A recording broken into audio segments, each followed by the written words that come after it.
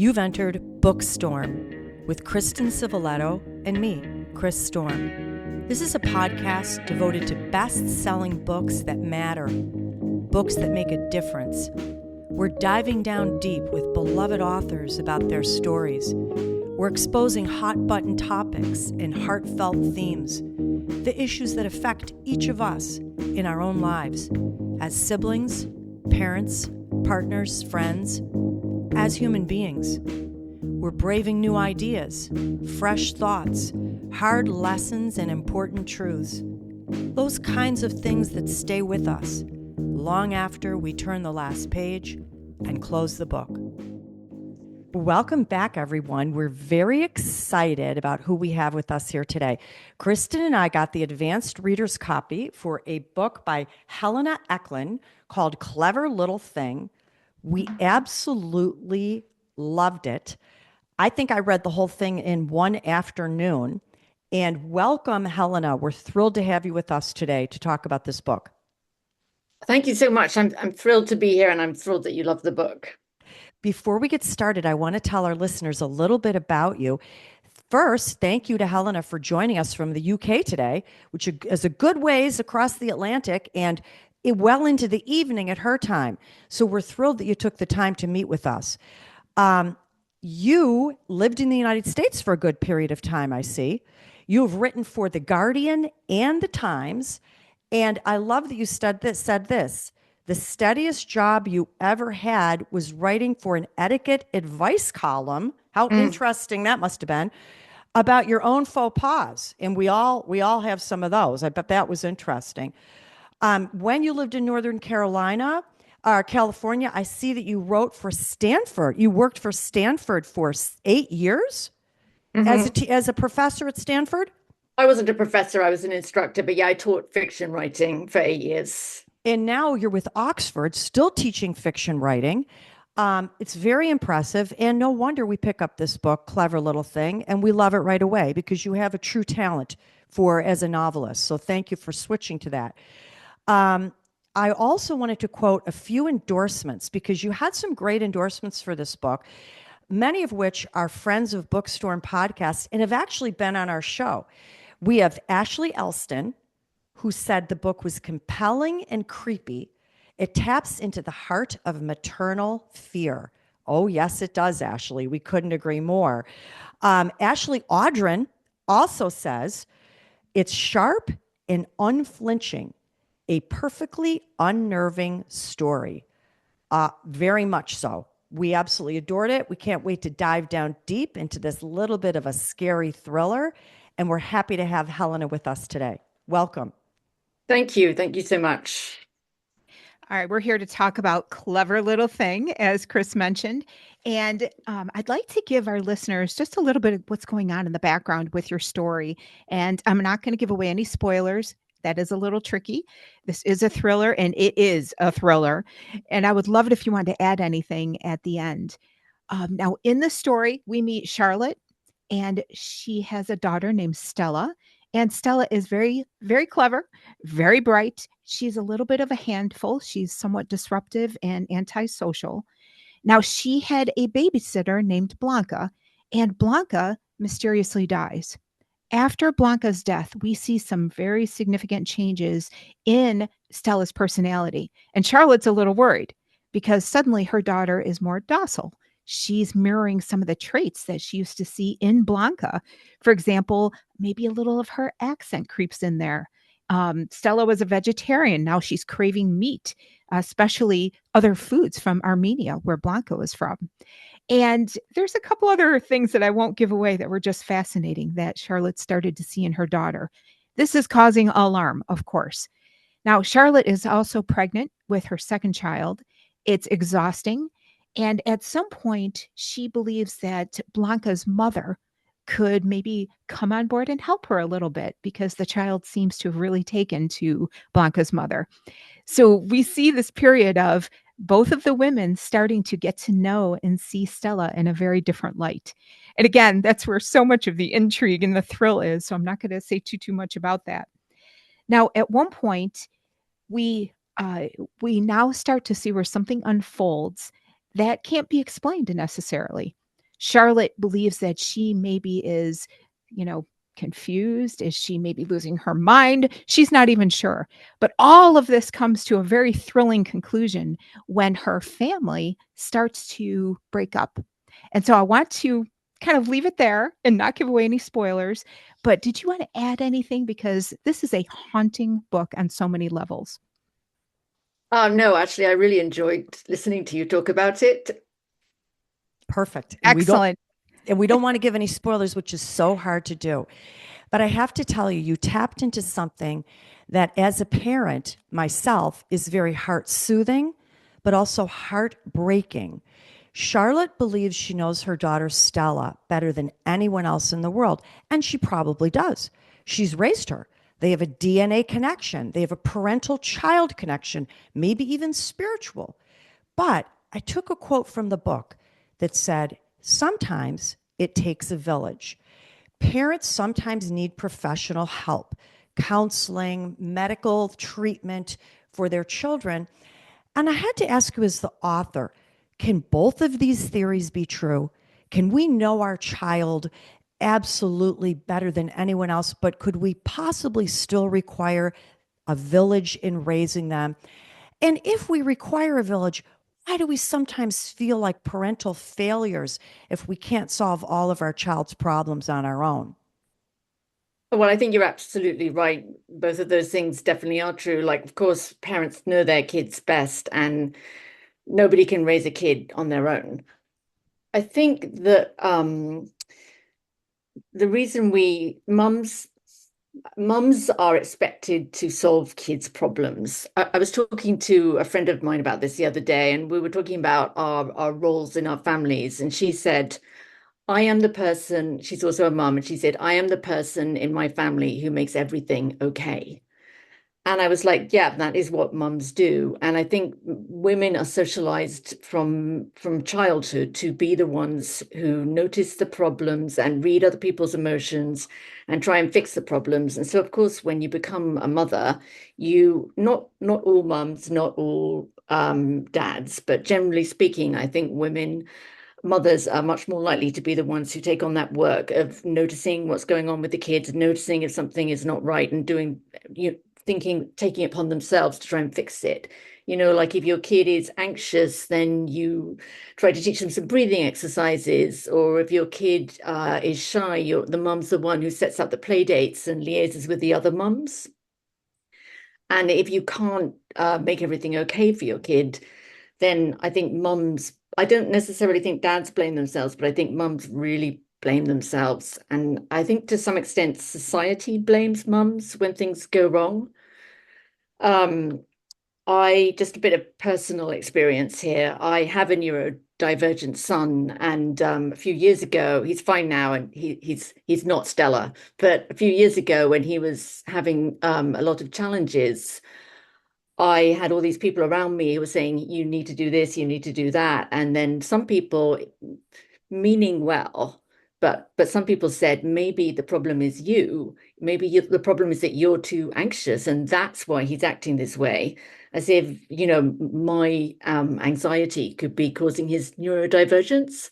And I thought that was really interesting, because nobody said to my husband, maybe you're causing his neurodivergence. Mm-hmm. Oh, that is very interesting.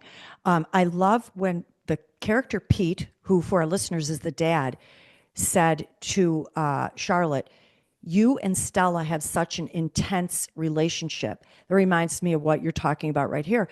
And I just felt like, yes, Pete, guess what they do? And that's okay. Relationships come in all shapes and sizes. And is it not characterized by the two people in the relationship, what type of relationship you have, what type of parent, what type of child? And maybe you're showing us that all different relationships are okay. Right. And I think with becoming a mother, there's a lot of pressure to do it one particular way. And there's the idea that there's one right way to be a mother, to parent. And that happens almost like when you get pregnant. It's like you have to give birth this way, and you have to feed your baby this way, and you have to sleep train or not sleep train. There's one right way and one wrong way. And I feel like my journey as a parent has been towards trying to accept all different ways and hoping that other people will accept the way that I parent and trying to accept the way other people parent and not judge them. Good advice. We had talked a little bit about some of those personality changes that Charlotte was seeing in Stella. And I was really struck by how much Charlotte relied on her instincts. A little bit of a twist of that first question. She perceived changes in her daughter, even using her sense of smell, which I thought was very almost primal.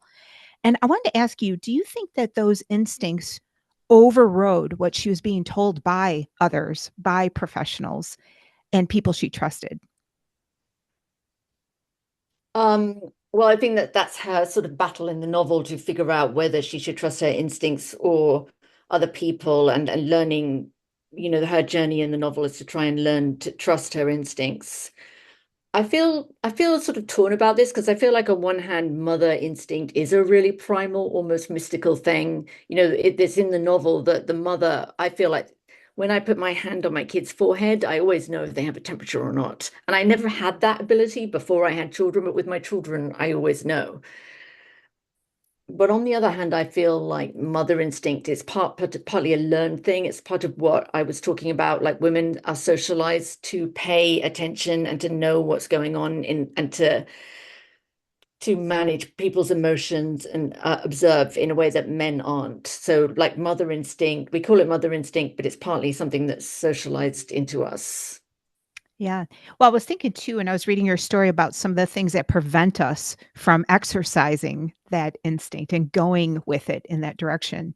And so, it's interesting you said that because some of it might be even conditioning to not trust your instinct or, there's a number of things I think that prevent us from going in that direction. But that's one that was leaping out at me when I was reading your story.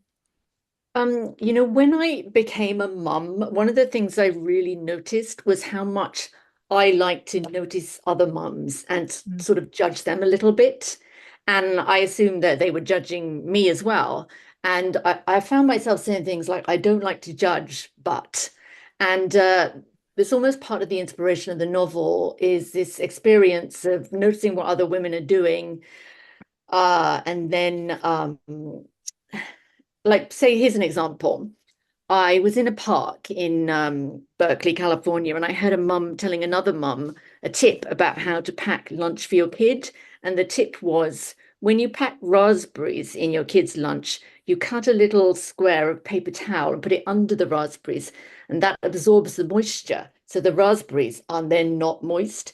And I thought that was really funny. And I told my husband, like, what a crazy lady. Like, for God forbid our kid should have moist raspberries in her lunch lane. And how is that kid ever going to cope with life if she can't handle moist raspberries? But I just thought it was interesting that this preoccupied me so much because I think I was also, my need to judge this woman was also came from my own sort of insecurity and wondering, should I be packing, maybe my raspberries are too moist, or I'm not packing fruit right, or maybe I am kind of like that woman because I do cut fruit up for my kids, and maybe I am kind of a crazy helicopter mum like that lady. So mummy judging, this whole idea of mummy judging, I think it's really tied up with this idea that there's a voice in your head saying, are you doing it right? You're not doing it like her. Does that mean you're doing it wrong? And I think mums judge each other and themselves. Yeah. We get in our own way sometimes. Very interesting. That falls right into my next question. So you tapped into something with Stella that is actually a pet peeve of mine. I have always been so frustrated when I see society try to take a child and fit them all into the same box. There was one scene where Stella is in a playground with other kids. She's being judged very harshly by the other parents because she's not behaving exactly like the other children. I feel it's almost toxic. And you brought up this neurodivergent child, which I think is something that I feel we're more learning and understanding and accepting. And let me go so far as saying celebrating today. So children whose brains work differently from what we consider typical. It could include how they learn, communicate, perceive their environment. Why do you believe that we found that Charlotte, the mother, And Pete, the father, seemed to celebrate Stella's differences. Charlotte seemed to celebrate, but Pete didn't seem to celebrate the differences. It seemed that he wanted her to fit in that little typical mold. Have you heard of that essay, Welcome to Holland by Sarah Kingsley? So that is an essay, I think it was actually written in the 80s, and that is an essay by a mum of a neurodivergent kid. And it's called Welcome to Holland because the idea of the essay is if you have a neurodivergent kid, it's like you're supposed to go on holiday to Italy and that's your normal kid, but you actually ended up in Holland. And if you keep thinking about Italy, you're not going to have a good holiday. But if focus on embracing Holland, you can have a great vacation. And I think there are that essay is a little bit controversial now, but I like the idea of, let's just play with the idea of Holland and Italy for a minute. Pete's like, I want to go to Italy. Like Stella, he still really wants Stella to be normal, quote unquote normal. And he's focused on that. And in a way, I don't blame him because I think it can sometimes be really hard to have a neurodivergent kid and really hard to accept that they aren't going to be like a regular kid. So Pete is like, there must be some way that I can make Stella into Italy. Like maybe a doctor can fix her, or maybe it's her mother is too indulgent. And if I just try to introduce a little bit more discipline, we can still go to Italy. And I don't want to judge him too harshly for that, because I think that is just a natural human impulse, especially if neurodivergence is causing problems. But Charlotte is like, we're in Holland. This is who Stella is. She doesn't accept it completely at the beginning of the book, which again, I think is understandable.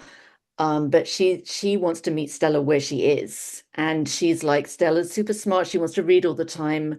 Fine, I'll get her some weird books about the history of aviation that no normal 8-year-old would want to read, but I will get Stella these books.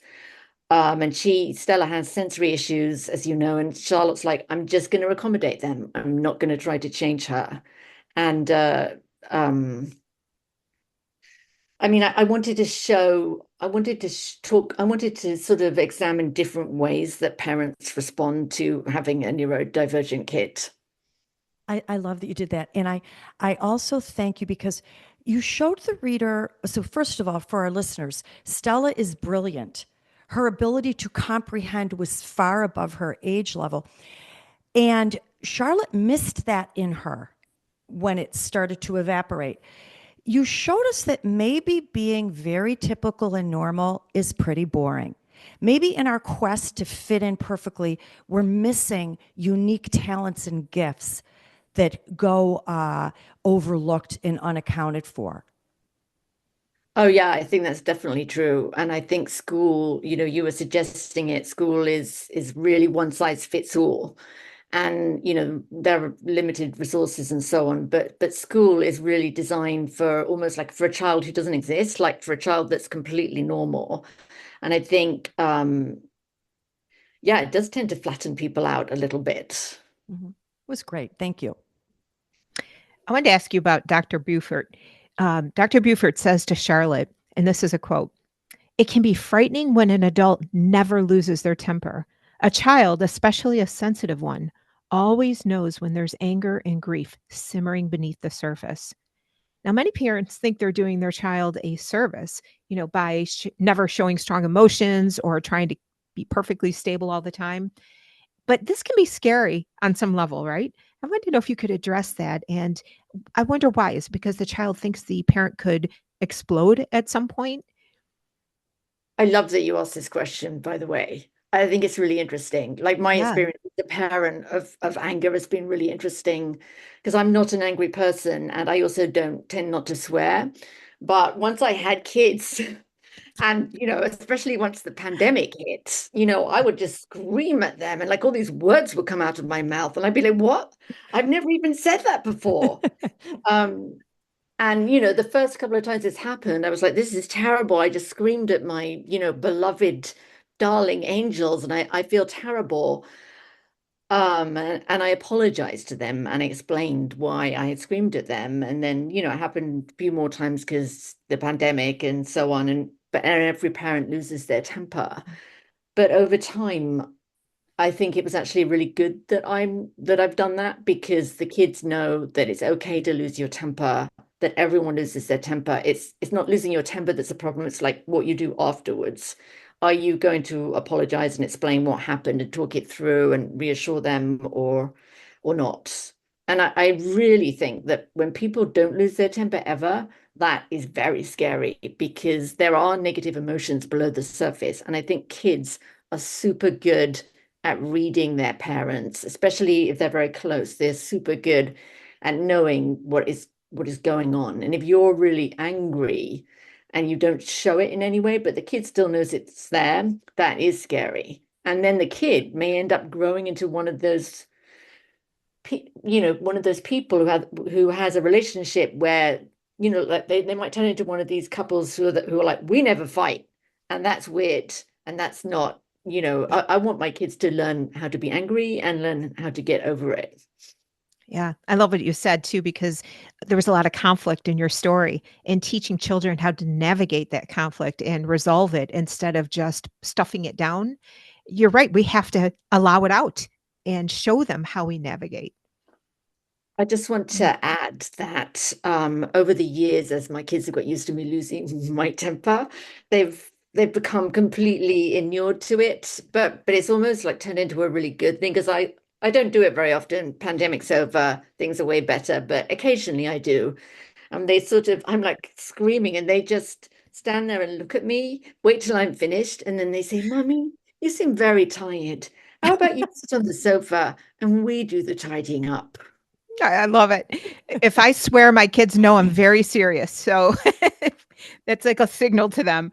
So that's something I think we've all experienced as mothers, no doubt. Certainly have, yeah. Well, we have loved talking to you about your fantastic book. It's enjoyable. We talked about a lot of heavy subjects, but it's a thriller and it entertains. And there's just so much here to unpack. And in fact, if we could give away spoilers, we'd have a lot more to unpack, but we're not going to do that, of course. I want to tell our listeners very quickly how to get in touch with you. You've got a website at helenaechlin.com. You're on Twitter, or X, I should say. And do you want to share anything about what's coming down the pipe? What's next for you?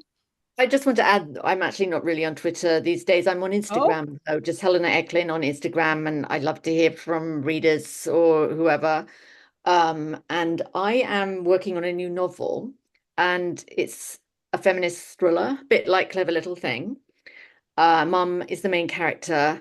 And I'm not quite ready to say any more than that, because I'm one of those writers who's a bit superstitious about revealing things before they're ready. That's okay. That's enough of a teaser, and I'm sure it's going to be fantastic. We are just grateful you came on the show. And again, we loved talking about this fantastic book. So all the best to you with it. Likewise. Thank you so much for having me. I really enjoyed it. Can't wait for the next book. Sounds fantastic. Thank you so much. Bye. Bye-bye. Kristen, I just know this next book is going to be phenomenal, because I love the whole thing she said. Feminism, okay, women empowerment, anything having to do with this and the struggles of women and motherhood and whatever relationships, we love it. Yes. There was nothing that I didn't like about this book. It brought out of a lot of emotions. And, I also sensed, and you tapped into a little, an innate, selfless drive of a parent to protect their child. Yeah. And you could call it instinct, DNA, the relationship between a parent and a child. I mean, this almost goes so far as, even when your kid is wrong, you're going to stick up for them and try to find a way out. It could cross over into a little dangerous situation.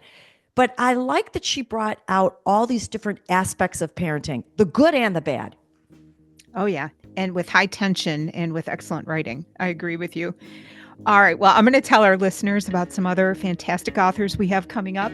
We have Victor Mythos, the Silent Watcher, Alex Hay, the Queen of Fives, Fiona Davis, the Stolen Queen, Carter Wilson, Tell Me What You Did, Jill Shelvis, Better Than Friends, Mark Greeny, Midnight Black, Andrews and Wilson, Defense Protocol, Marshall Karp, Don't Tell Me How to Die, Brett Battles with Golden Hour, the Stuart Woods series, Tess Gerritsen, the Summer Guest, Robert Kreis, The Big Empty, Brian Freeman, writing for the Robert Ludlum series, The Born Vendetta, Robert Dugoni with Hold Strong. And we are so excited. We cannot wait to talk to those authors. Listeners, we ask that you stay on the radar with us. You can find us at all different places on social media and YouTube, Facebook, Instagram, X, TikTok. And those YouTube videos are fantastic because you can see some of these wonderful authors that we talk to all the time. Till next time, listeners, one of the best ways to brave the storm is to dive down deep into life-changing fiction.